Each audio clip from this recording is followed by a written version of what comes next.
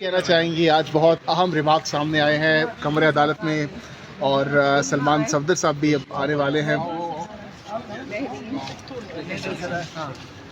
جی میم، آج کی سماعت کو لے کر کیا کہنا چاہیں گی؟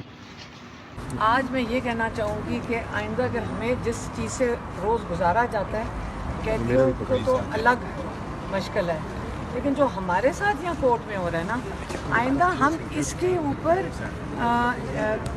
چارج کریں گے حکومت کو جو ہمیں روز جس چیز سے گزارا جا رہا ہے. ہمیں یہاں پہ لیسن دیے جا رہے ہیں، وہ جو لاء کی کتابیں ہیں نا، یقین کریں میں انہوں نے پوری پڑھ کے سنا دی ہیں اور کوئی مقصد نہیں ہے اس کا.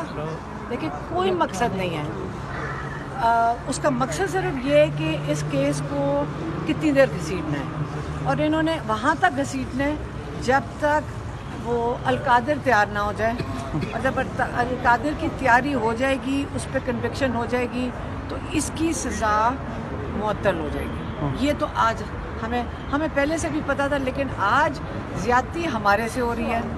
ہمیں جو پوری لاء کی کتاب سننی پڑ رہی ہے آج بیٹھ کے. اور ایک اور چیز اس میں سے آج جو پروسیکیوشن کے لائر ہیں، حالانکہ وہ بڑے شریف انسان لگتے ہیں، لیکن ان سے جو کام کروایا جا رہا ہے وہ آج یہ بتانا چاہ رہے تھے کہ عمران خان کی کیا بہت بڑا جرم تھا. ان کا جرم یہ تھا کہ ان کی جرت کیسے ہوئی کہ غلامی سے نکلنے کی کوشش کریں، کیونکہ انہوں نے کہا کہ عمران خان نے اپنے لوگوں کو بتایا کیوں کہ آپ کے ساتھ سازش ہو رہی ہے، اور آپ کو ان کا لحاظ کرنا چاہیے تھا جنہوں نے سازش کی ہے. یہ پوری آج کی جو ہمیں سمجھ آئی ہے، اور یہ پھر سے ہم کہتے ہیں کہ یہ سارا کچھ اس لیے ہو رہا ہے تاکہ اس کیس کو گھسیٹا جائے، اور جب تک القادر کے اندر سزا نہیں ہو جاتی، اور جب تک وہ ہے میرے خیال میں وہ 2-4 ہفتے میں ہو جائے گا. میں آپ کو پہلے بتا دیتی ہوں، اس کے بعد اس میں سے سزا معطل ہوئے گی جب القادر میں سزا ہو جائے گی. اچھا یہ بتائیے، کل جو پریس کانفرنس ہوئی اس پہ آپ کچھ کہیں گے؟ عمران خان کو کہا ہے کہ آپ معافی مانگیں.